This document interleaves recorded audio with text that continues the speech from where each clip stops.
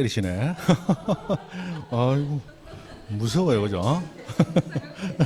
예, 깽패, 그죠? 깽패요, 깽패. 골목에선 깽패들 딱 보면 표가 나죠? 짝다리 짚고 흔들흔들. 자, 짝다리 짚고 흔들흔들 하는데 앞다리를 흔들거리면 나한테 자신이 있다는 얘기고 뒷다리를 흔들거리면 언제든지 도망갈 준비를 하는 거고, 그죠? 그거 보고 달라드느냐, 안 달라드느냐를 결정해야 된다. 자, 134페이지. 저당권입니다. 저당권. 자, 담보물권은 채권을 담보하기 위해서 물건에 대해서 가지는 권리입니다. 그래서 대표적으로 내가 돈을 빌려줬다. 근데 혹시 못 받을 가능성이 있기 때문에 그 돈을 안 갚으면 어떻게 하겠다? 상대방이 제공한 물건에 대해서 저당권 같은 물권을 형성해 놨다가 경매를 신청해서 돈을 받아오겠다. 그게 담보물권입니다. 그러므로 이 담보물권으로서 대표적인 저당권 같은 권리는 그 전제로서 내가 상대방한테 뭔가 받을 게 있어야 된다. 채권이 필요하다는 얘기야. 맞죠? 그러면 채권이 존재한다. 즉 받을 게 있다. 그러면 담보하기 위해서 저당권도 필요한 거야. 그런데 받을 게 없다. 그러면 저당권도 필요 있다 없다? 필요 없죠? 그래서 채권이 존재해야 저당권도 존재하고 채권이 존재하지 않으면 저당권도 존재할 필요가 없다는 거야. 그것을 우리 민법에서는 담보물권의 공통적인 성격 가운데 부종성이라는 이름으로 설명하고 있죠. 채권이 존재해야 저당권 존재하고 채권 소멸하면 저당권도 소멸한다. 받을 게 없으면 저당권도 필요 없다는 얘기예요. 그리고 그 저당권이라는 담보물권은 못 받을까 봐 저당권 가지고 있는 거예요. 그러므로 채권을 가지고 있는 자, 받을 게 있는 자가 저당권을 가지고 있어야 돼요. 그러므로 채권이 이전하면 채권만 이전하면 된다. 저당권도 같이 이전해야 된다. 저당권도 같이. 즉 채권을 가진 사람이 저당권을 가져야 된다는 거예요. 그래서 그것을 우리는 수반성이라는 이름으로 배우고 있죠. 그러므로 채권과 저당권의 관계는 목숨도 같이 하고 이사도 같이 당기고 무조건 같이 붙어 있어야 되는 거예요. 네가 살아야 나도 살고 네 죽으면 나도 죽고 네가 가면 나도 가고. 맞죠? 무조건 붙어 있어야 된다. 그게 기본적인 저당권입니다. 자, 그래서 저당권은 기본적으로 채권과 분리될 수 없다라는 거예요. 자, 그러면 이 저당권과 근저당권이라고 부르는 두 가지 저당권의 차이점. 그리고 신청서의 필요적 기대사항 어떻게 되느냐? 이거 누락되면 각하다, 각하. 자, 저당권은 근저당권과 비교해서 저당권은 채권액이 확정되어 있습니다. 그래서 내가 1억 빌려줬다 하면 저당권하고 설정을 하는 거야. 그런데 1억 빌려줬는데 그게 다가 아니고 최고액을 10억으로 하고 필요하면 더 빌려줄게. 기간은 요만큼 하자. 그렇게 채권액이 증가할 수도 있고 감소할 수도 있고 변동될 수 있는 저당권은 근저당권이라는 특수저당권을 별도로 분류하죠. 그래서 채권액이 확정되어 있다 저당권. 불확정이고 정감 변동한다 근저당권 이렇게 구분이 됩니다. 그죠? 자, 어쨌든 간에 저당권과 근저당권은 채권 없는 저당권은 존재할 수 없는 게 원칙입니다. 그래서 저당권 필요적 기재사항으로서 채권액 적어야 됩니다. 채권액. 그 다음에 당연히 상대방 채무자 존재해야 되죠. 채무자. 근저당권도 채권액이 있어야 되는데 이 채권액은 정해진 금액이 아니고 최고액만 별도로 정해져 있죠. 그리고 상대방 채무자 존재해야 되고 그리고 근저당권은 나 일반 저당하고 구분해 주셔. 나 근저당입니다. 근저당이라는 뜻. 요게 등기가 돼야 된다. 요거 필요적 기사항이야. 자, 그리고 일반 저당권도 저당권은 소유권만 목적으로 하는 게 아니고 지상권 또는 전세권 목적으로 할 수 있죠. 그래서 지상권 또는 전세권을 목적으로 할 때 그 대상 권리가 지상권이다 전세권이다 표시해줘라. 그 다음에 부동산이 한 개가 아니고 여러 개가 제공됐을 때 그 여러 개 제공된 공동담보 표시해줘라. 뭐 이런 것들도 들어가는데 저당권에서 주로 나오는 건 위에 두 가지 채권액 채무자 뭐 두 가지 요 밑에도 있지만 잘 안 나와요. 그리고 근저당권은 세 가지다. 이렇게 해서 이제 대표적으로 되는데 자, 저당권의 채권액은 반드시 돈 빌려주고 받는 권리 금전 채권이어야 되는가? 이어야 된다? 아니어도 된다? 아니어도 되죠. 그래서 이 저당권에 있어서 채권액 구분할 때 금전 채권이라면 문제될 게 없는데 금전 채권이 아닌 경우에는 그것을 금전으로 환산한 뭘 기록해야 된다? 평가액을 기록해야 된다. 평가액 기록해야 돼요. 그죠? 이게 기록이 안 되면 외부의 제3자는 선순위 권리자가 얼마의 권리를 가지는지 금액을 알 수 없기 때문에 후순위자들이 권리 형성하는데 문제가 발생하겠죠. 그래서 뭐 시계에 반한 채권 또는 백미, 백가마 반환 채권 이런 식으로 물건을 빌려주고 저당권 설정할 수도 있는데 다만 그게 금전으로 환산했을 때 예를 들어 뭐 친구가 선보러 간다고 시계 좀 빌려달라더라. 왜? 요즘 시대는 부의 상징이 자동차 아니죠? 이제 자동차 부의 상징하던 시대는 지나갔어요. 그래도 뭐 한 5억짜리, 7억짜리 뭐 이런 거 몰고 다니지 아니하는 한 요즘은 자동차 가지고 이 과시하는 시대는 지나갔어요.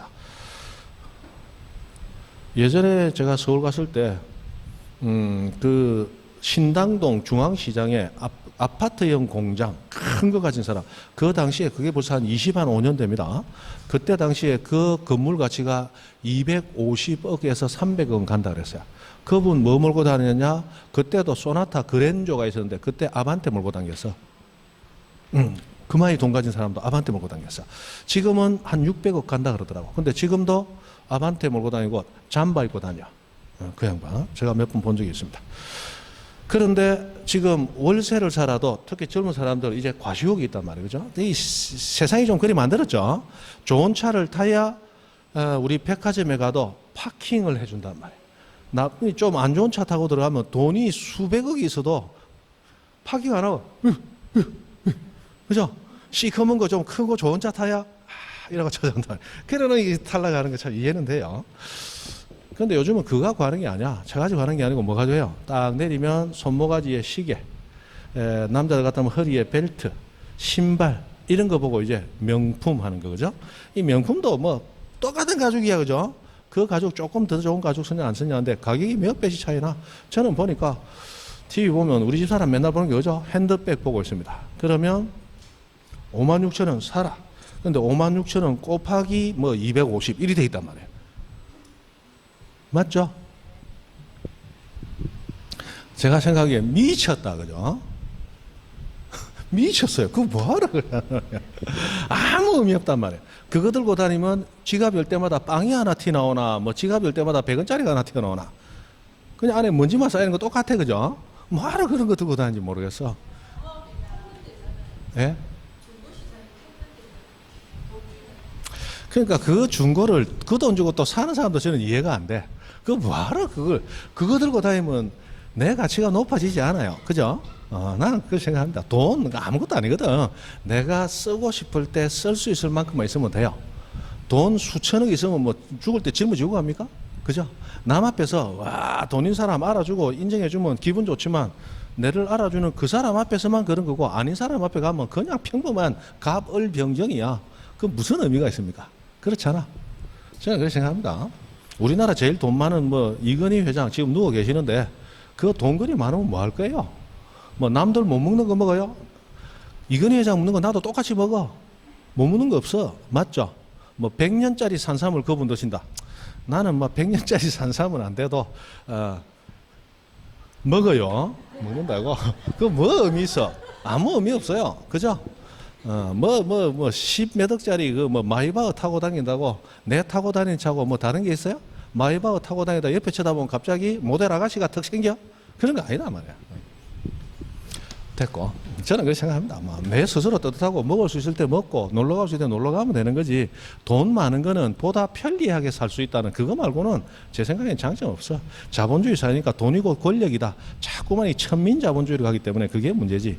돈이 권력은 안 해요. 돈은 편리한 거지. 맞죠? 근데 돈이 권력으로 가버리면 그게 천민 자본주의잖아. 자본주의가 아주 천하단 말이야. 그죠? 그렇잖아요. 외국 가면 지금 그래도 선진국 하는 나라에서는 돈 수조 있는 사람도 지금 오히려 그 사람들 뭐라 그래요? 있는 사람들이 세금을 더 내야 된다. 그래 얘기하는 분들 계시죠? 그런 분들은 야, 저 사람은 돈만 많은 사람이 아니고 이 정신적인 성숙도가 그 사람은 거의 성인에 가까운 사람이구나. 그런 분은 존중받아야 돼요. 그러나 돈만 많다고 존중해주는 사회는 그거는 그 사회가 천박한 거예요. 그게 천민자본주의잖아. 그죠? 저는 돈 많아요. 지금도 이 안에 보면 돈이 막 있어. 있다고. 돈 많은 사람이야. 그죠? 됐고. 됐어요. 돈은 편리한 것뿐이지 돈 많다고 좋은 거 없어요. 내 형님이 중학교 중퇴하고 도망을 갔습니다. 공부하기 싫다고. 서울에 가서 동대문에서 사업을 해가지고 한 200억을 벌었어요. 200억을. 그래서 한 20년쯤 전에 BMW X5를 해가 그때 당시로는 꿈의 SUV라 하던 차를 타고 다녔어요. 근데 아무 의미 없어. 의미 없어. 편리하긴 합니다. 편리해요. 같이 다니면 편리합니다. 근데 먹는 거 똑같아요. 똑같은 거 먹고 똑같은 거 놀고 다만 돈이 있다는 걸 아는 사람들이 저 사람은 돈이 있다 대단하다라고 취급해주는 그거 말고는 의미 없더라고. 근데 서울에는 한 200억 있어봐야 돈 있는 사람 아니더라고. 200억은 돈 있는 사람 아니에요. 지방 오면 200억 있다 하면 엄청 부자죠. 서울에는 그렇지 않아요. 조그만 슈퍼, 그 골목 뒤에 슈퍼를 해도 뭐 한 달에 돈 1,000만 원 그냥 벌어. 우리가 버는 거하고 거기 1,000만이 사는 인구 있는데 돈 버는 거하고는 돈 벌었다 안 벌었다의 단위가 달라요. 단위가 다르더라고. 그러나 그거 뭐 그죠? 큰 의미 없어요. 내 먹고 싶을 때 먹고 가고 싶을 때 가고 하면 되는 거야. 아플 때 치료받을 수 있고. 그렇죠? 자, 됐습니다. 우리도 그 돈 벌려고 하는 거지. 맞죠? 수천억 벌려고 여러분 생각하는 거 아니잖아. 그죠? 됐습니다. 자, 채권의 금전 채권이 아닌 경우는 평가액을 기록함으로써 다른 사람이 권리를 가질 수 있도록 그 자산의 가치를 표시를 해줘야 된다. 예, 되고. 그 다음에 채무자하고 나오는데 채무자와 관련해서는 채무자는 무슨 기재상? 필요적 기재상. 안 적으면 뭐 된다? 각하되는 상황이에요. 그래서 이 채무자라고 하는 게 상당히 시험에서 조금 어렵게 나오는 경우가 있었는데, 자, 이러한 경우는 채무자를 기재하지 않아도 된다라고 해서 굉장히 그럴듯한 용어로 사람을 속입니다. 그러나 채무자는 필요적으로 기재해야 되니까 안 적으면 어떻게 된다? 각하가 돼버려요. 그래서 아무리 좋은 말로 꼬셔도 안 적으면 무조건 각하다. 그것만 머릿속에 기억하시면 돼요. 근데 기억이 잘 안 되죠? 잘 안 돼요. 특히 한 번씩 얘기해요. 여자분들 집에서 아버지한테 교육 많이 받잖아. 이 세상에 아버지 빼고 남자들은 다 도둑놈 늑대니까 절대 그 얘기 듣지 마라. 그런데도 나가서 도둑놈 늑대만 쫓아다니다가 시집가고 다 했잖아. 그죠? 맞죠? 아무리 해도 안 되는 게 있어요. 자, 채무자 그렇죠. 자, 그런데 근저당권은 채권 무슨액? 최고액하고 나오는데 이 최고액은 반드시 단일하게 기재된다. 반드시 단일하게. 자, 여기서 이 반드시 단일하게라고 했는데 그것과 관련해서 135페이지 거기 도표 안에 보시면 자, 채권 최고액은 채권자와 채무자가 여러 명 수인이더라도 신청 정보에 반드시 단일하게 기재해야 된다. 그러므로 밑에 괄호 채권자별로 또는 채무자별로 기록할 수 없다라고 되어 있습니다. 그죠? 자, 이가 무슨 얘기냐? 아주 단순한 얘기입니다. 자, 이 갑이라는 사람이 자기 부동산을 담보로 사업 자금이 필요해서 친구들 앞에서 자, 이 부동산 가격이 20억 상회하니까 최고 10억만 해가지고 근저당권 설정해 줄게. 돈 좀 빌려줘. 그랬더니 요즘 10억까지는 사람 없다. A 3억, B 3억, C 3억 한 9억까지는 가능하겠네. 그러면 A, B, C 세 사람을 공동 근저당권자라고 하고 하나의 근저당권 설정할 수 있겠죠. 근데 등기 신청할 때 자, A 최고 3억 책임지고 B 최고 3억 책임지고 C 최고 3억 책임지고 합 9억 요렇게 못 적는다는 얘기야. 이렇게 못 적고 A, B, C 세 사람이 공동 근저당권자로 있으면서 채권 최고액은 얼마? 9억 이렇게만 적어야 된다는 얘기야. 그러면 신청하는 사람들이 야 그래도 개인적으로 책임액이 있는데 구분해서 적고 싶습니다. 안 됩니까? 안 됩니다. 왜 안 되느냐? 근저당권은 채권 최고액을 담보하는 게 근저당권이다. 그럼 근저당권 하나면 담보되는 채권 최고액도 몇 개? 하나여야 되는 거야. 그래서 채권 최고액을 하나로 적어야 된다. 그러면 A, B, C 따로따로 적고 싶으면 어떻게 하면 되느냐? 근저당권 3개로 분리해서 신청해라. A 근저당권 하나, B 근저당권 하나. 그러면 된다는 얘기야. 맞죠? 아무것도 안 해요. 아무것도 아닌데 근저당권과 관련한 시험에서 가장 많이 나온 거 하나 꼽아라 하면 채권 최고액 반드시 단일하게. 저게 압도적일 정도로 많이 나왔습니다. 아무것도 아닌데 시험 내기가 그만이 좋은 모양이에요. 반드시 단일하게. 그 다음에 채무자 당연히 적어줘야 되고, 이 채무자도 따지고 보면 뭐 옆에 보면 연대 보증이 어떻고 연대 채무가 어떻고 하는 게 나와 있는데 예전에 나왔던 적이 있으니까 소개만 한 거지 알 필요 없다. 됐고. 자, 그리고 일반 저당 아니다. 무슨 저당이다? 건저당이다. 라는 뜻을 기록을 해야 돼요. 자, 여기서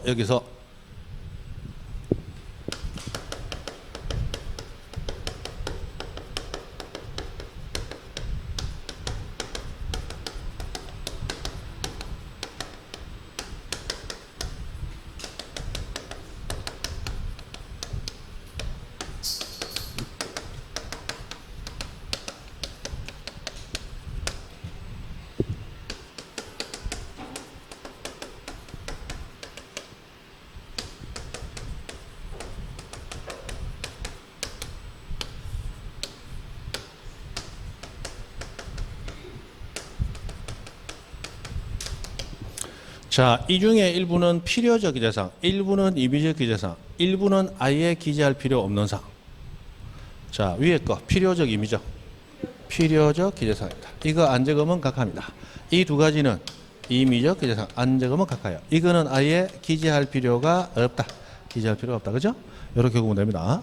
자, 전세권, 전세금 사용대가입니다. 임차권의 차임 사용대가예요. 이 사용대가는 자본주의 사회에서 타인의 귀중한 고가의 부동산을 빌려 쓰는데 사용료를 준다는 건 너무나 당연하죠.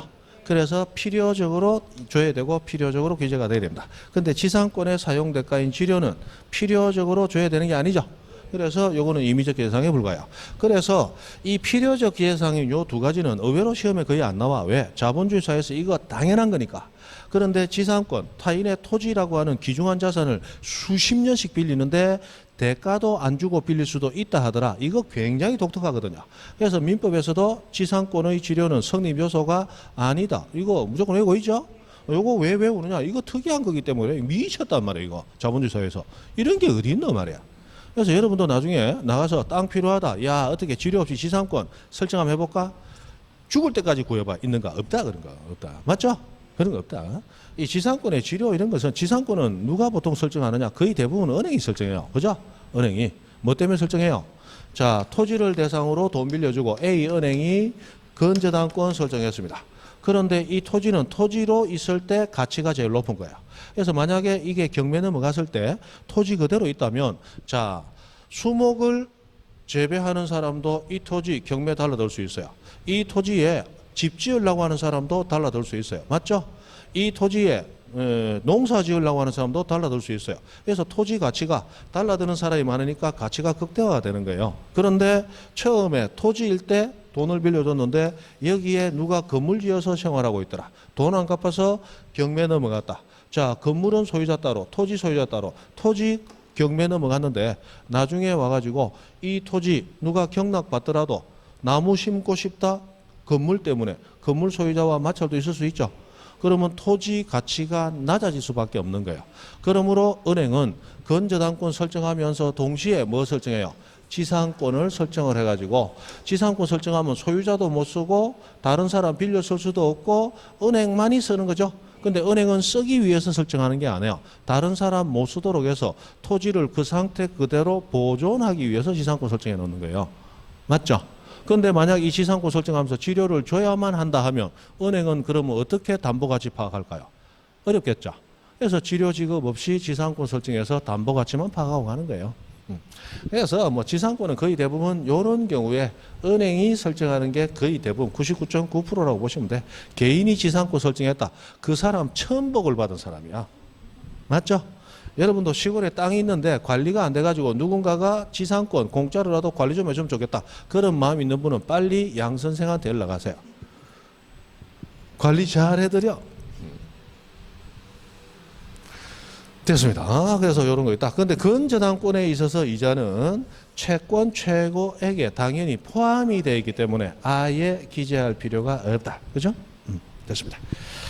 자, 그러면 저당권에서 중요한 것들은 필요적 정보상에서 다 했고, 자, 134페이지 중간에 오른쪽 가로 2번 등기 실행에서 동그라미 2번 봅니다. 자, 저당권 이전 등기는 당연히 부기 등기로 하는데, 자, 이때 이 신청서, 즉 저당권 이전 등기 신청서에는 자 줄 하나 꺼놓습니다. 저당권이 채권과 같이 이전한다는 뜻을 기재하여야 줄 꺼놓습니다. 저당권이 채권과 같이 이전한다는 뜻을 기재하여야 줄 꺼놓습니다. 자, 아까 우리 저당권과 채권은 항상 같이 살고 같이 죽고 이사도 같이 당겨야 된다고 그랬죠. 그런데 우리 부동산 등기소에서는 저당권 이전 등기는 신청이 되는데 채권 이전 등기 이런 건 없단 말이에요. 그런데 우리 민법의 법리상 채권은 받을 권리는 내가 가지고 못 받았을 때 경매 넘기는 권리는 네가 가져라. 이거 된다 안 된다? 안 된단 말이에요. 그러니까 저당권만 이전하면 안 되고 법리상 그건 불가능하고 채권도 같이 이전해야 되죠. 그런데 등기소는 부동산에 대한 권리 저당권 이전 등기만 받는단 말이에요. 그런데 우리 등기소에서도 법리상 저당권만 이전하면 요건 불가능한 게 되니까 요거 등기전 각하를 해야 되거든. 그러니까 신청하는 사람은 뭘 밝혀줘야 돼요? 저당권만 이전하는 게 아니고 법에 따라 채권도 같이 이전시키고 있으니까 각하시키지 마세요라고 표시를 하라는 거야. 그래서 저당권 이전 등기할 때는 반드시 저당권만이 아니고 무엇도 같이 채권도 같이 이전하고 있습니다 라고 기재를 하라는 거예요. 가끔씩이지만 시험에 나옵니다. 가끔씩이지만. 됐죠? 됐습니다. 그 다음에 자 오른쪽에 양가로 2번 공동저당하고는 공동저당. 거기 오른쪽 가로 2번 보시면 공동저당은 저당권의 목적물인 부동산이 여러 개 공동으로 제공된 저당. 부동산이 한 개 여러 개 공동으로. 그게 공동저당이에요. 자, 이 공동저당에서 목적 부동산이 몇 개 이상? 5개 이상. 5개 이상인 때는 누가? 등기관이 공동담보 목록이라는 걸 작성해요. 공동담보 목록.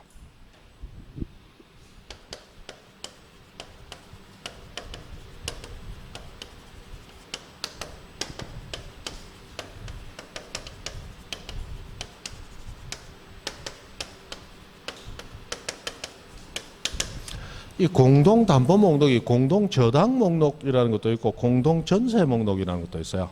그럼 여기 공동담보 목록이라고 보통 얘기했지만 보다 정확하게 얘기하면 공동저당 목록이라는 게 작성됩니다. 그러면 우리가 부동산을 전세로 빌려요. 빌릴 때 꼭 한 번에 하나씩만 빌릴 수 있는 게 아니고 한 번에 여러 개를 빌릴 수도 있거든요. 법률행위는 자유니까. 그때 전세 대상 부동산이 몇 개 이상 5개 이상이면 똑같이 공동전세 목록이라는 게 작성이 됩니다. 뭐 이런 것도 있는데 뭐 요거는 시험에 몇 번 나왔지만 요거는 거의 나온 적이 없기 때문에 잘 안 다뤄서 그렇지 이런 것도 있다라는 것만 알아두죠. 일단 똑같다. 몇 개 이상? 5개 이상. 5개 이상. 그 다음 공동저당 대의 등기 요거는 뭐 하지 말죠. 그 다음에 양가로 하면 건저당권 설정 등기에서 건저당권 설정 등기에서 저 밑에 내려가 보면 자 이번에 건저당권 이전 등기 하는 게 나왔어요. 자 여기서 가끔 나오는 거 그러나 이 외우고 있지 못하면 틀릴 수밖에 없는 거.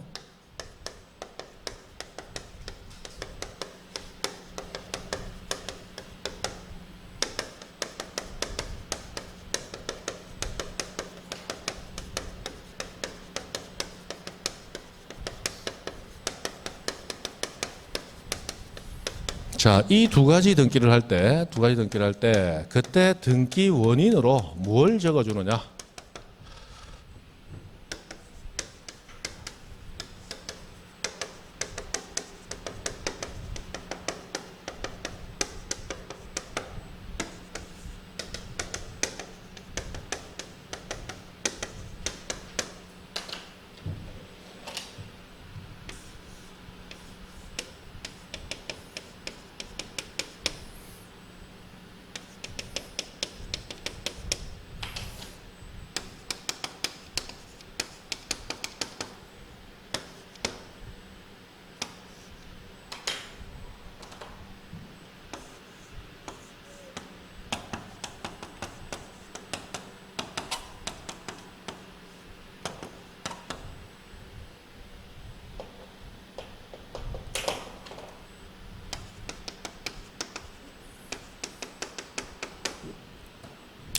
자, 요렇게 나누게 됩니다.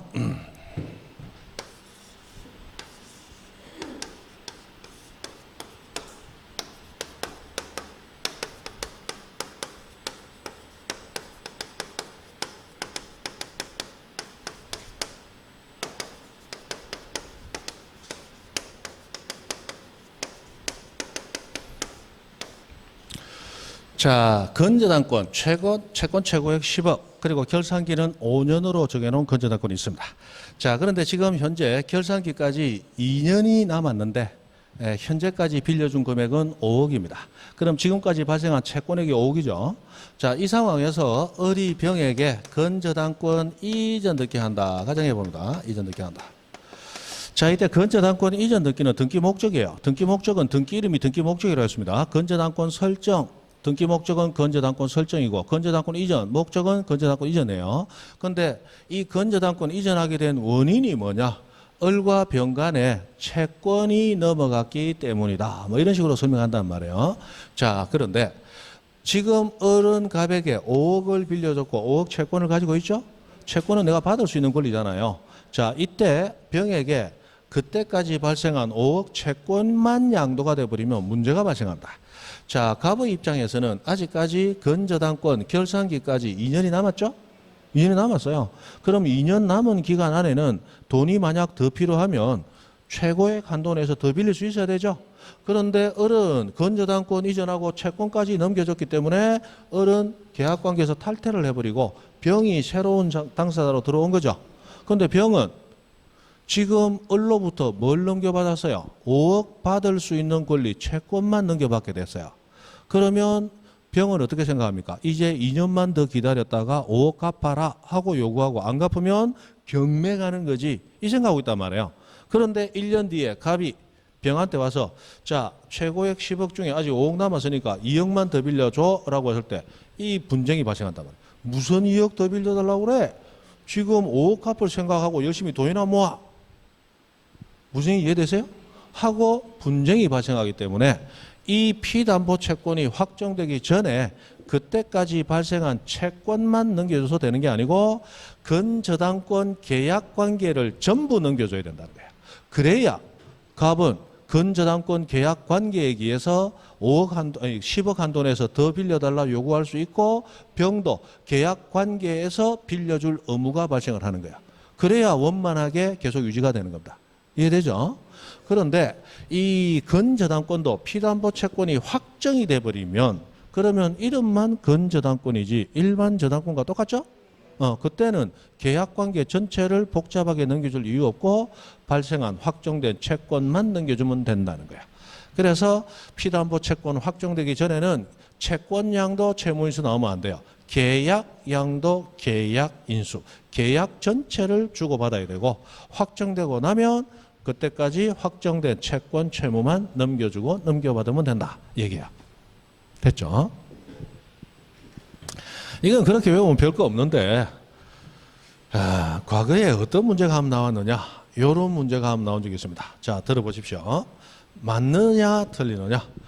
자, 채무자 변경을 원인으로 하는 건저당권 이전 등기를 할 때 피담보채권 확정되기 전이라면 계약 인수를 등기 원인으로, 피담보채권 확정된 후라면 채무 인수를 등기 원인으로 하여야 한다. 맞는 것 같은데 틀렸어요. 자, 금방 채무자 변경을 원인으로 하는 건저당권 이전 등기를 할 때 그랬어요. 채무자 변경을 원인으로 하는 건저당권 이전 등기 할 때 실제로 나왔던 문제예요. 자, 여기 갑이 채무자입니다. 건저당권 설정해 준 사람으로서 대부분은 설정자가 거의 채무자일 확률이 높죠. 자, 그런데 갑이 이 사업이 어려워서 너무 힘들어합니다. 그런데 어릴 때 헤어졌던 형님이 나타났어요. 자, 어릴 때 헤어질 때 또랑에서 넘어지면서 기억 상실에 빠졌다가 어쨌든 열심히 살자 사업하면서 떼돈을 번 양반이야. 그런데 어느 날 또랑에서 다시 한번 떨어지면서 기억이 돌아온 거야. 그래서 갑 찾아와서 동생 형님 왔다. 네 얼굴 보니까 힘든가 봐. 네 원하는 거 내가 다 해줄게. 빚이나 다 넘겨. 채무자를 갑다시로 변경합니다. 채무 인수가 이루어지죠. 맞죠? 그러면 이때 채무자가 바뀌었는데 건저당권 이전 등기 하는 거예요? 건저당권 이전 등기는 건저당권자, 채권자가 바뀌었을 때 하는 거다 말이야. 채무자가 바뀌었을 때는 건저당권 이전하는 게 아니고 건저당권 등기의 내용인 채무자가 바뀌었다. 변경 넣게 하는 거다 이 말이야. 근데 무슨 어떻게 내느냐? 채무자 변경을 원인으로 하는 건저당권 이전 등기를 할 때 이래 놓고 밑에 얘기를 쭉 적어간 거야. 그러니까 전부 다 밑에 그것만 눈에 불로 켜고 보니까 무엇이 안 나오더란 말이야. 실제로 나왔던 문제입니다. 제가 그 문제를 보고 뭐라고 했느냐? 이 미친놈이네 이거 이라고. 누가? 이 문제 낸 놈이. 그죠? 이게 민법 시험처럼 1차 시험에 그것도 1번 문제로 나왔으면 그래도 찾아낼 가능성이 좀 있어. 오후 시험 들어가가지고 그것도 법 전공자도 아닌 사람들한테 이런 거 구분해라고 문제 냈다. 뭐 틀려라라고 냈다. 뭐 이해는 한다. 그런데 이런 식으로 틀려라 하는 것은 해도 너무했다. 그죠? 이거는 불러내가지고 매우 쳐라. 그죠? 죽을 때까지 쳐라. 이래. 그죠? 이런 것도 있었다. 그죠? 그럼 이런 문제 나왔다. 어떻게 하냐? 틀려야 돼요. 이런 문제 나오면 틀려야 돼. 이런 거에 다 맞추려면 안 돼. 이런 문제는 그냥 틀리면 되는 거예요. 등기는 틀릴 거 틀리고 맞출 것만 몇 개 맞추고 지적법에서 많이 맞춰서 거기서 성부가 나는 거다. 등기법 많이 맞추려 해도 안 된다. 이런 식의 문제 내버리면 내가 책을 딸딸 외워도 푼다 못 푼다? 못 풀게 되거든요. 등기는 그래서 항상 변수가 있기 때문에 변수 없는 지적법, 보다 수월한 지적법에서 고득점을 하고 등기는 반만 맞추자. 편안하게 자주 나오는 것만 신경 쓰시고 그것만 맞추시면 돼. 자꾸 범위를 넓히려고 하지 마라. 그죠? 그런 얘기입니다. 됐습니다. 그 다음에 137페이지 가보시면 137페이지 구분 건물. 자, 구분 건물에 대해서 기본적인 얘기만 조금 하고 요번 시간으로 수업은 끝냅니다. 우리가 요번에 7주가 나와서 굉장히 여유 있게 좀 했어요. 그죠? 6주만 하고 한 주 쉬어 불라다가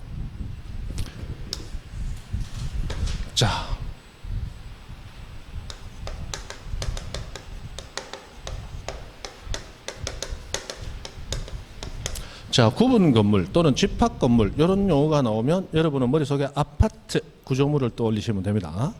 자, 원래 건물은 하나가 한 개의 부동산이에요. 그래서 일물 일권주의에 따라서 건물 전체 소유권 하나가 존재하는 거, 그게 원칙이거든요. 그러나 우리 구분 건물, 집합 건물은 덩그러니 큰 게 하나가 있는데 소유권 하나다 수십 개, 수백 개 인정한다. 수십 개, 수백 개 인정하는 거예요. 자, 101동 안에 예를 들어 150세대가 있더라. 뭐 중간에 들어가는 입구 세 군데 있고 양쪽에 25층짜리 양쪽 한 세대씩 있으면 한 라인당 50세대잖아. 세 라인이면 150세대잖아. 맞죠? 그럼 150세대 있으면 건물은 전체적으로 큰 거 하나인데 소유권은 하나예요? 세대별로 하나예요? 세대별로 하나. 소유권 150개 인정한단 말이에요. 맞죠? 150개 인정하죠? 그래서 우리 구분 건물은 각 호수 101호면 101호 자체를 하나의 독립된 건물처럼 다뤄주는 거예요. 맞죠? 다만 이 독립된 건물처럼 다뤄주기 위해서는 구조상 독립성과 이용상 독립성이 인정됩니다. 그거 민법할 때 배우셨죠? 그래서 그거를 갖춘다는 조건 하에 조각에 불과하지만 한 개의 독립한 물건처럼 소유권 하나를 인정을 해주는 거예요. 자, 그러면 여기 집합 건물, 아파트 같은 게 큰 게 하나 있습니다. 25층짜리예요. 자, 그랬을 때 이 건물을 보니까 건물 안에 전유 부분이 있고 공용 부분이 있더라.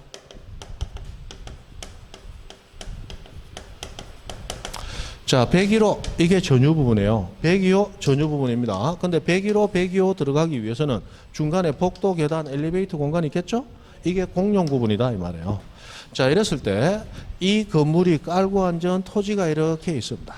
자, 여기서 이 전유 부분은 전적으로 개인이 소유하는 부분으로서 이 전유 부분은 등기가 되고 그리고 표제부, 갑구, 얼구가 원칙적으로 다 만들어집니다.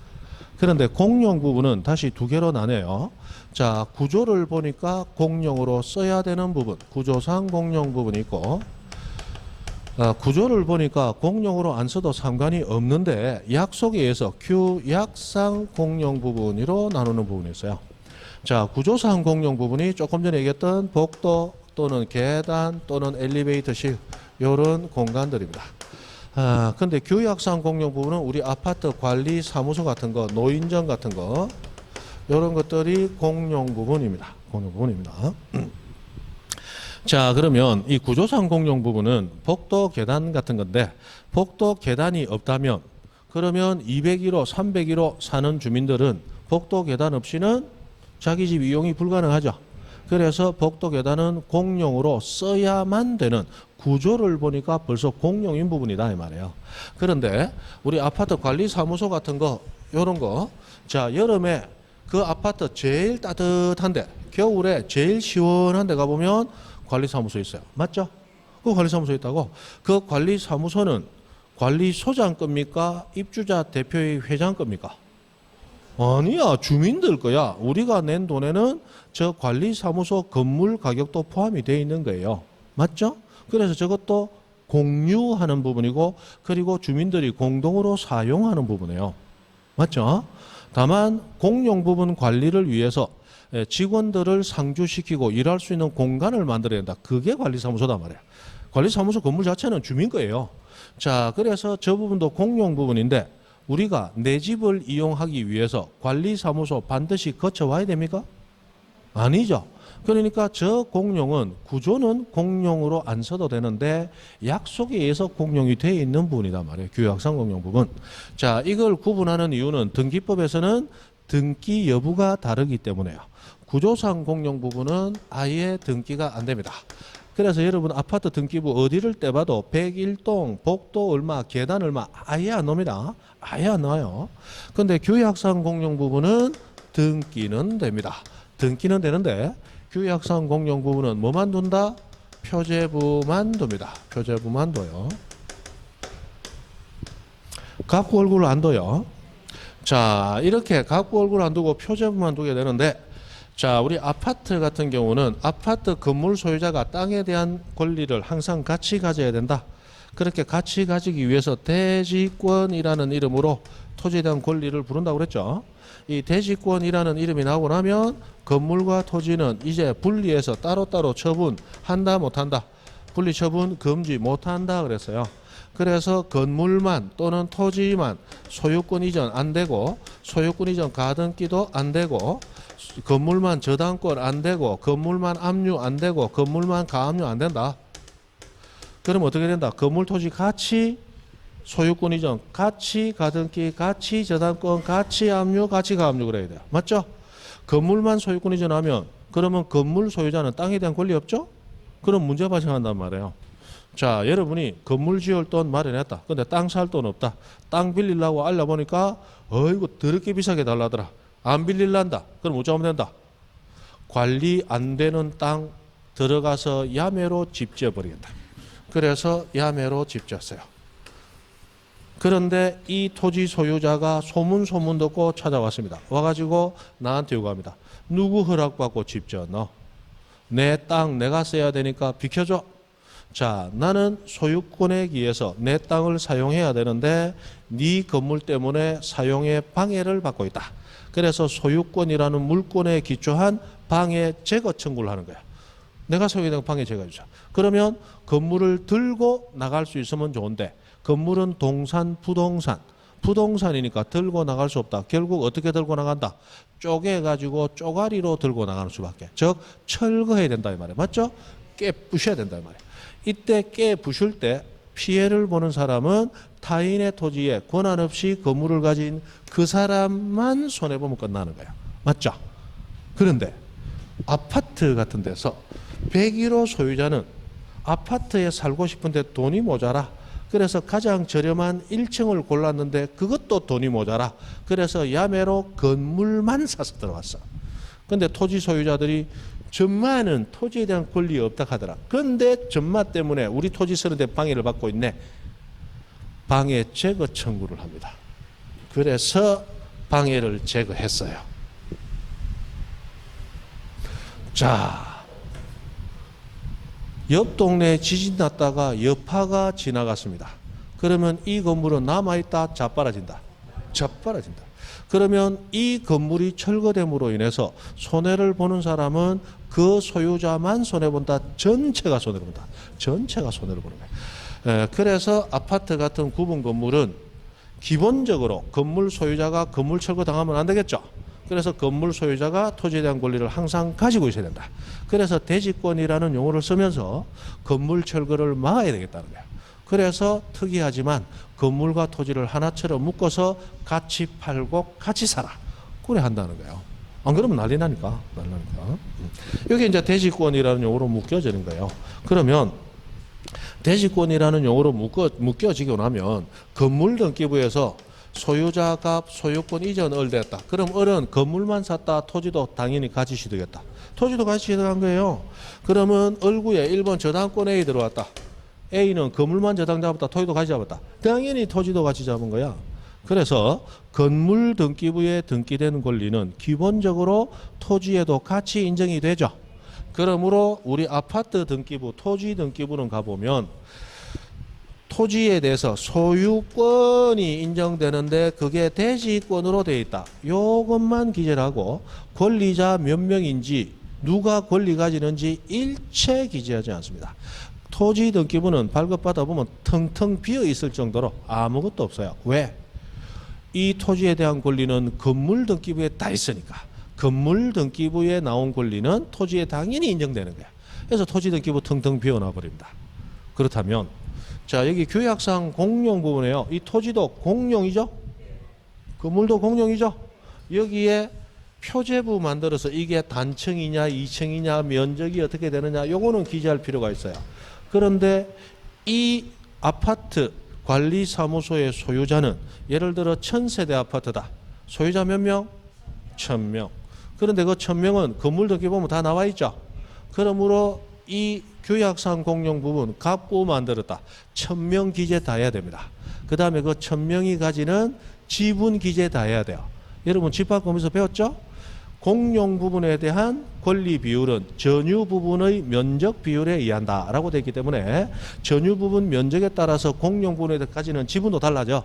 그러면 1000명 소유자 다 기재하고 지분 계산해서 다 기재하고 끝냈다 하는데 이사 갔거든요 하고 다른 건물 이전 등기 들어오면 이것도 찾아서 이전 다 해줘야 돼. 자 등기관 아침에 출근한다. 영락공가가 있다. 영락공가가 있단 말이에요. 그래서 등기관의 업무를 줄여줄 필요가 있죠. 그러므로 여기 규약상 공용 부분은 아예 권리 등기하는 갑구 얼구 자체를 만들지 않습니다. 뭐 보면 안다? 건물 등기 보면 안다. 그 사람들 다 권리 가지니까 이렇게 지나가 버린다 말이에요. 그래서 뭐 만든다? 표제부 만드는 거예요. 그런데 자 구조상 공용 부분은 구조상 공용으로 써야만 되지만 규약상 공용 부분은 규약을 폐지할 수 있죠. 폐지하면 개인이 전유해도 우리 아파트 소유자들 이 사용하는데 전혀 이상이 없잖아요. 그래서 규약 폐지 후 처분을 했을 때 새로운 소유자는 지금 1000세대 아파트니까 1000명의 전 소유자로부터 이전받는 형식이 되죠. 그러나 이전 등기를 못합니다. 보존 등기를 해요.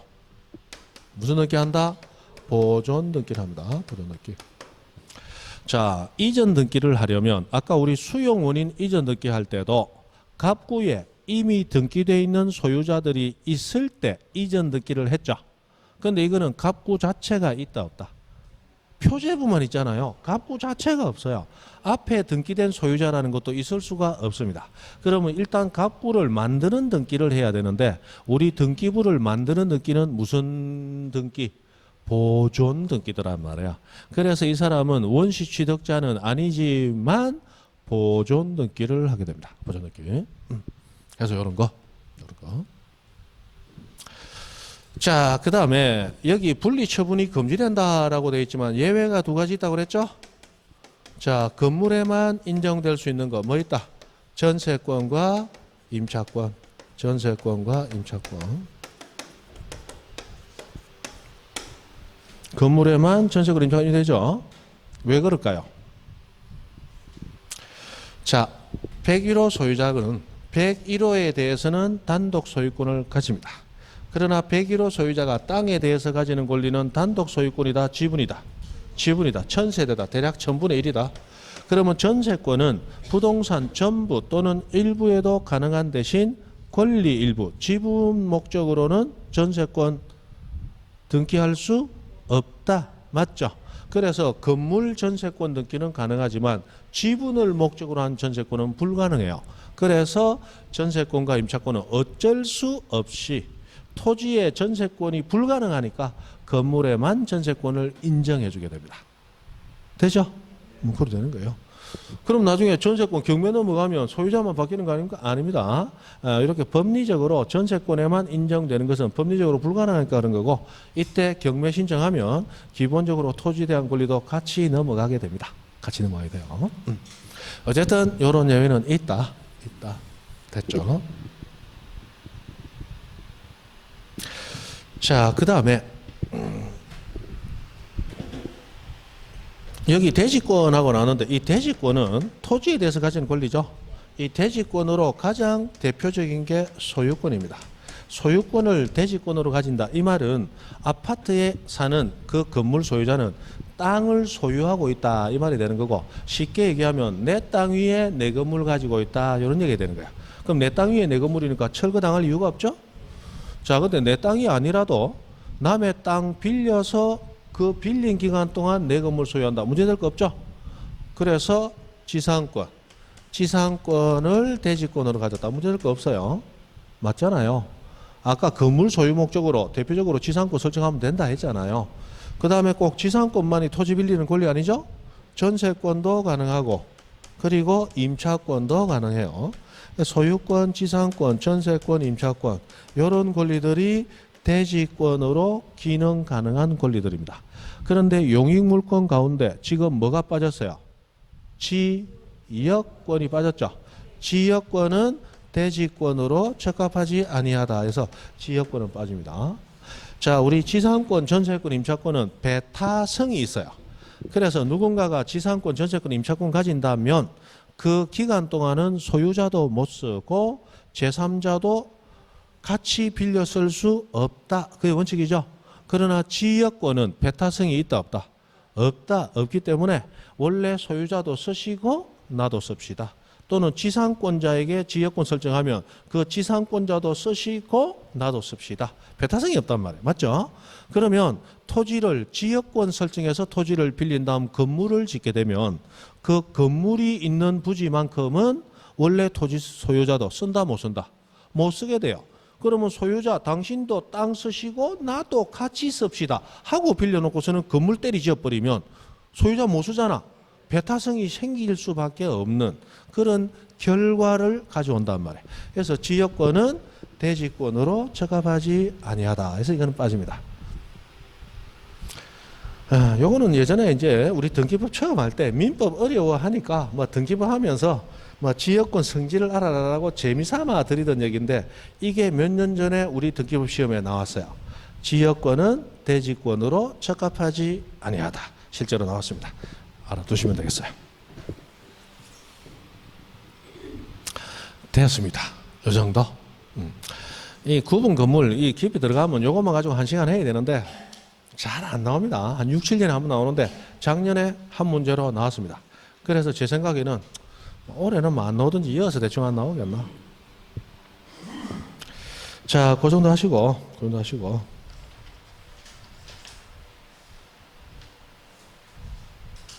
142페이지 이의신청. 그거 언제 몇 가지만 보고 갈까요?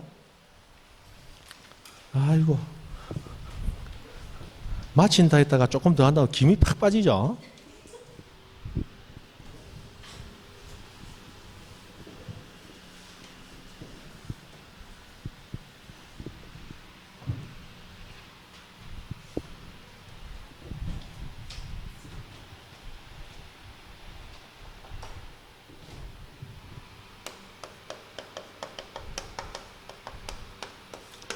자, 이 신청은 요거는 뭐 10년에 한 번씩 나오는 그런 문제인데 요즘 생각보다는 조금 그래도 자주 나오는 택입니다. 그래서 이 신청 기본적인 얘기만 좀 합니다.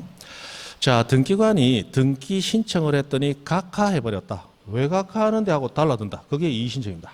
자, 그런데 등기를 신청하면서 야, 이거는 법을 위반한 등기라서 아마 각하될 거야 했는데 등기를 해줘버리더라. 왜 해주는데? 각하해야지 하고 달라더라. 이게 이의신청입니다. 그래서 등기관이 한 처분이나 결정이 부당하다, 잘못되었다 판단될 때 달라드는 것을 이의신청이라고 그래요.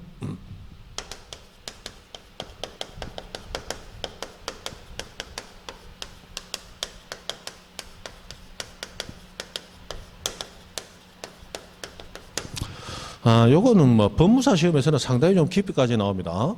이의신청은 등기관 처분이 위법할 때는 이의신청할 수 있으나 단순히 부당하기에 그친 경우는 이의신청할 수 없다. 요게 이제 법무사 시험에 가끔씩 나오는 거예요. 근데 이의신청은 법을 위반한 경우만이 아니고 부당할 때도 이의신청할 수 있습니다. 단순히 부당하기만 할 때도. 자, 등기소 6시까지 문제입니다. 내가 시간이 급해서 지금 뛰어가고 있습니다. 그래서 등기소 문 안으로 슬라이딩 하면서 현관문 딱 통과하면서 시계를 봤더니 6시 1초야. 등기관이 내를 쳐다보면서 문 닫았습니다. 내일 오세요. 하더니 내 뒤를 쳐다보고 어서 오세요 하더라. 내보다 2초 뒤에 빨간 미니스커트에 빨간 뾰족 구두 신은 아가씨가 얼굴 빨갛게 해가지고 걸어 들어오는데 그 아가씨 보고는 어서 오세요 하더라. 나는 1초 먼저 왔는데 1초 늦었다고 내보고는 내일 오세요 하고 아가씨 보고는 어서 오세요 하더라.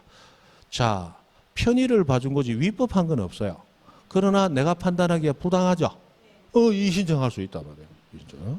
이게 단순히 부당함에 그친 경우도 이의신청할 수 있다라고 하는 얘기입니다. 자, 이때 이의신청은 어디다가 제기하느냐? 법원에 합니다. 법원에요. 그 등기소가 속해 있는 관할 법원에 합니다. 그런데 이의신청서를 제출하는 것은 등기소에 합니다. 그래서 이의신청 절차는 이렇게 나눠져 있어요.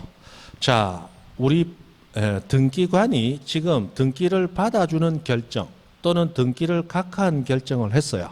그런데 이의신청을 그 등기소, 그 등기관한테 해버리면 그러면 등기관은 이미 자기가 한 행위가 있기 때문에 제대로 된 이의신청에 대한 심사가 이루어지지 못할 가능성이 있죠. 그래서 법원에 이의신청하라는 거예요. 그런데 생각해 보니까 법원은 재판 사건만 가지고도 엄청나게 바빠.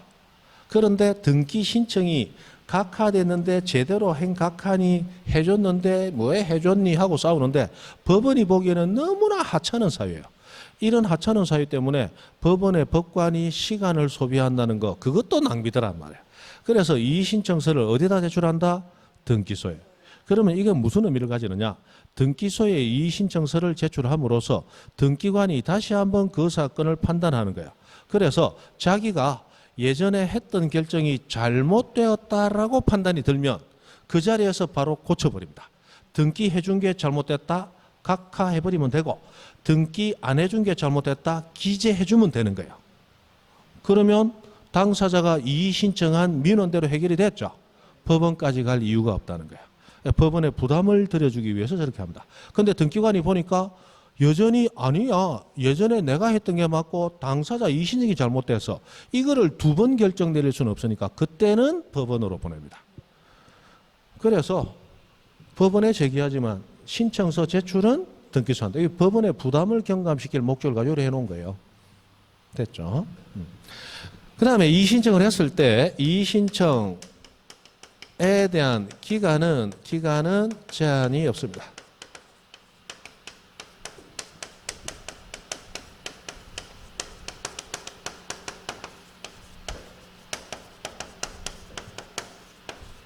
이익이 있는 한 언제라도 가능합니다. 그 다음에 이의 신청할 때, 자, 새로운 사실이나 새로운 증거 방법으로는 이의 제기하지 못합니다. 자, 등기관이 처분이나 결정을 내렸는데 그때 등기관이 처분이나 결정을 내린 것은 그 상황에서 결정을 내린 거예요. 자, 그런데 만약에 이렇게 생각해 보세요. 어저께 등기신청 각하되었다. 그런데 가만히 생각해 보니까 내가 인감증명서 빠뜨린 것 같아. 그래서 등기관이 각하를 했어요. 그런데 각하했다는 얘기를 듣고 등기소 쫓아가면서 어제 집에 인감증명서 떼놨는데 빠져 있었던 거, 책상 밑에 들어가 있던 거 그거 들고 쫓아갑니다. 가가지고 말로 하지 달나무 주술기인데 집에 있다가 챙기다가 빠졌는데 그거 갖고 각하시키나 여기 있다 하고 달라든다. 된다 안 된다?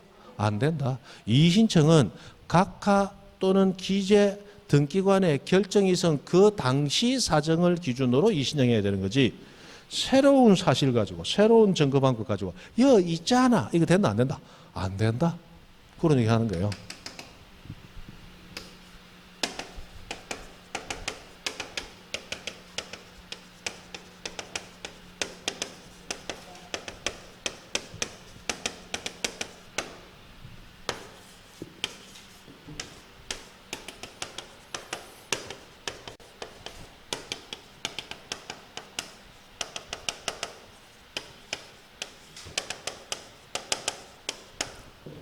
자, 갑에서로 매매 원인 이전 등기 하려고 합니다. 그래서 신청했더니 득표소 각하를 내려버렸어요. 그래서 을이 와각하는데 이의 신청했습니다. 자, 이 이의 신청이 받아들여진다면 등기관이 각하한 게 잘못됐다는 얘기가 되니까 을 앞으로 이전 등기가 되겠죠. 맞죠? 근데 이의 신청 지금 등기관이 보니까 아니야 내가 맞는 것 같아. 법원에 넘겨버렸어. 이 이의신청에 대해서 등기관은 3일 내에 뭐 이의신청서에다 자기 의견 전부해서 넘긴다 뭐 그런 게 있어요. 넘기게 됩니다. 그러면 법원에 지금 판단을 해야 되겠죠.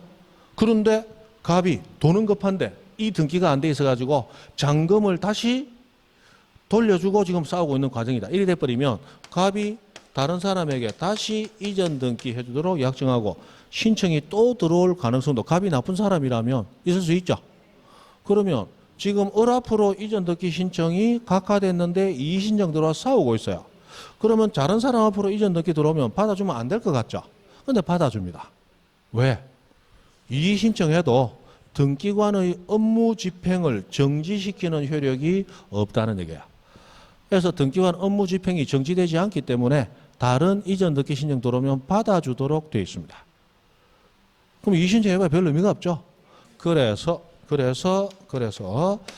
법원은 이의 신청에 대해서 결정하기 전에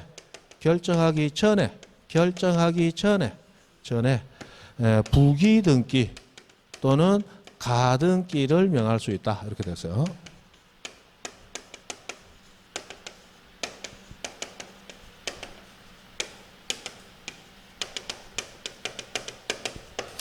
그래서 이 이의신청 사건이 등기관에 의해서 법원으로 보내지면 법원이 자 결정하기 전에 가만히 있자. 이 이의신청 받아들여지면 을 앞으로 이전 등기가 돼야 되는데 다른 사람 앞으로 먼저 이전 등기 되면 안 되잖아. 그때는 법원이 등기소에 자, 을 앞으로 소유권 이전 청구권 가등기를 해줘라. 명령할 수 있어요. 그러면 을 앞으로 소유권 이전 청구권 가등기 을 요게 들어가 버릴 수 있어요. 그러면 이 이후에 병 앞으로 이전 등기가 되더라도 이의 신청이 받아들여져서 본 등기가 되면 병 앞으로 이전 등기는 직권말소가 되어버리겠죠. 을을 보호하기 위한 제도다. 또는 이의 신청이 제기되어 있다는 뜻을 부기 등기로서 이의 신청 제기되어 있다라는 것을 부기 등기로서 등기를 하도록 명령할 수가 있도록 되어 있어요. 이 명령이 있으면 등기관은 저항한다 못한다. 못한다. 명령은 안 따르면 전시 총살이다. 총살. 그죠? 맞아 죽는다. 그래서 명령이 있으면 등기관은 그냥 말 잘 듣는 강아지처럼 무조건 따라야 된다. 여기에 대해서는 등기관은 저항할 수가 없는 거예요. 이게 명령에 의한 뜻입니다. 이 신청 그 정도. 됐습니다. 7월 달부터는 문제풀이다. 그죠? 문제풀이는 만약에 여유가 되신다면 먼저 한번 풀어보시고 오는 게 제일 좋습니다. 그거는 어떤 과목이든지 마찬가지예요. 대충 한번 풀어보고 한번 맞추려고 생각하지 말고 지금 여러분 못 맞춘다. 그리고 맞추려고 생각해서 맞춘 거 숫자 세보면 그러면 태종대 가거나 맞죠? 옥상 올라가거나 둘 중에 하나가 된다. 지금 아직은 점수 나오는 시기가 아니에요. 그러니까 맞추는 게 아니고 보면서 와 이거 뭐지?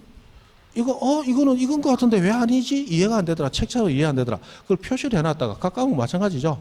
그 문제를 선생님이 풀면서 이해를 하면 되고 아니면 자주 나오는 건데 문제를 다 풀 수는 없으니까 넘어가게 되면 찾아와서 개인적으로 물어보고 알아가야 돼요. 제일 좋은 건 그렇게 미리 내가 요거는 요렇다라고 표시돼서 왔을 때 한 번 들어도 몇 달을 간다는 얘기야. 효율성이 엄청나게 높아지죠. 할 수 있으면 되도록이면 미리 한번 읽어라도 보시고 그렇게 한번 표시하고 가세요. 오늘 여기까지입니다. 수고했습니다.